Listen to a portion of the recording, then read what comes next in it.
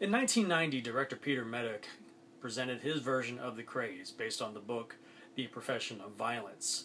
The film was about the Kray brothers, Ronnie and Reggie, who were notorious gangsters in London in the 60s and 70s. They were most notable for the fact that they were identical twins.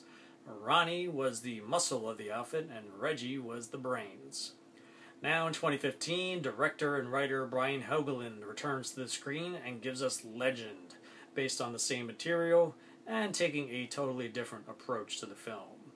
Where in the original film, in Peter Medak's film, the Krays were played by Martin and Gary Kemp, twin brothers.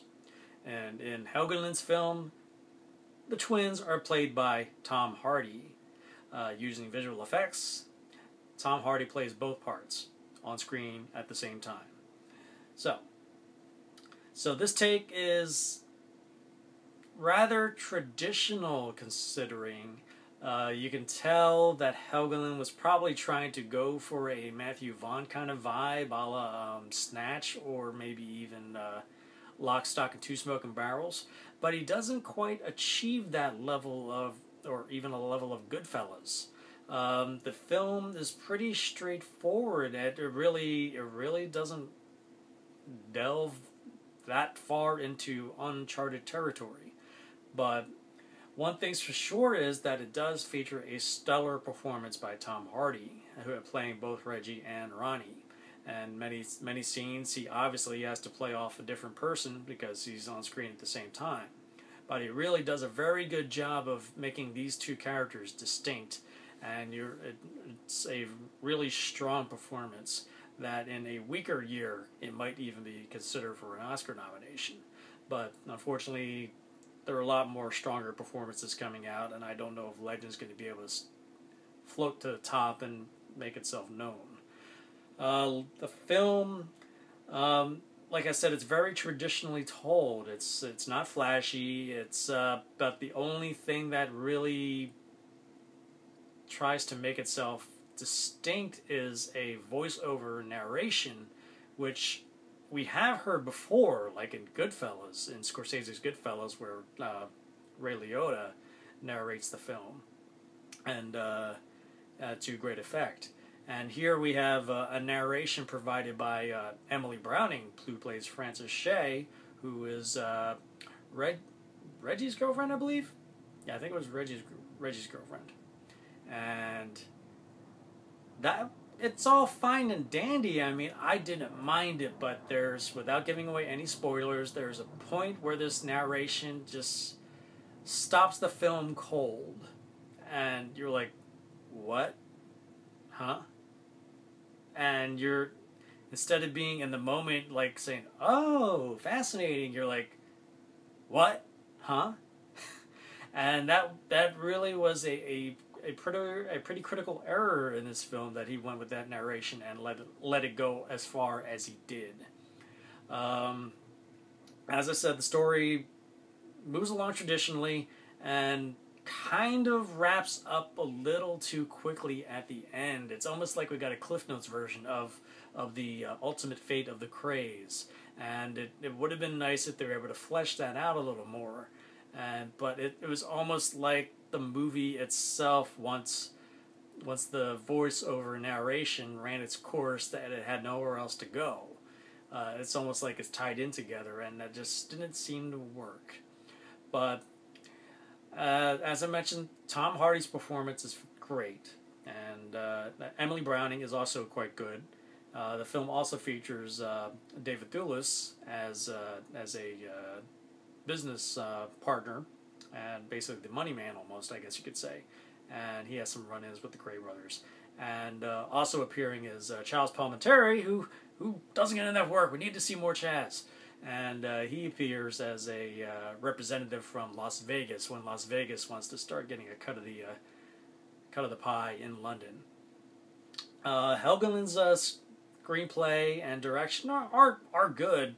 Helgeland's last film was 42, which I thought was fantastic. And like I said, he really didn't push the envelope in terms of telling a gangster story. This is, like I said, this is very traditional, and it's basically rides on the coattails and the shoulders of Tom Hardy, who holds up pretty well and does a fine job.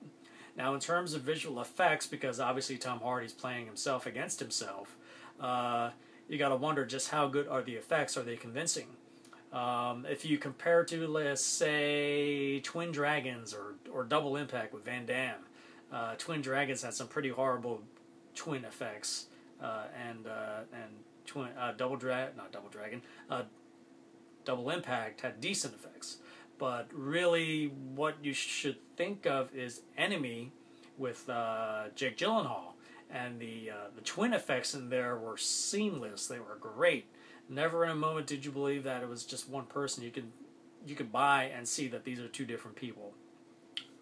I would say 95% of Legend, when you have the two Cray brothers on screen, work, but there is a very small percentage of scenes where you can tell that the eye lines just aren't working, and you can tell he's not real. Doesn't feel like he's talking to the other Cray brother, or it may not feel like he's looking at the stand-in, or is actually just acting to an empty void.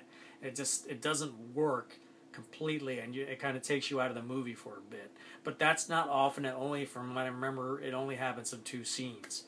I mean, after all, there is a scene where the two of them physically fight each other, which is pretty seamless. But then there are a couple scenes that it just kind of doesn't feel right.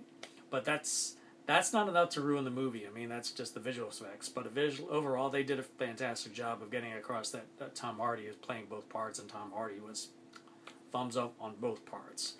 It's just that the presentation and the screenplay was just okay. I would give Legend a 6 out of 10. It doesn't stand out when you compare it to something like a Goodfellas or something to like even a Long Good Friday, or was it a Long Good Friday or Long Goodbye? No, well, it's a Bob Hoskins film that really stands out, or even like a Lock, Stock, and Two Smoking Barrels. But it was a decent effort, but there were just too many issues with the narrative and the way it was told and the narration. It just didn't come together completely. But again, for Tom Hardy fans, you definitely want to see this. It's like see it, if anything, see this for Tom Hardy's performance, because he is really good in here. Hardy just is turning into a chameleon, where he just disappears into parts, and this time he has 2 parts to play with, and tackles them with great aplomb. So, Legend, 6 out of 10. Worth checking out, but overall, a little underwhelming. So, if you like my review for Legend, please hit that like button below. If you haven't already subscribed to my channel, please hit that subscribe button so you can stay on top of my reviews as they come in. So, have you seen of Legend? Have you heard of Legend? Have you heard of The Craze, the movie, or the actual brothers?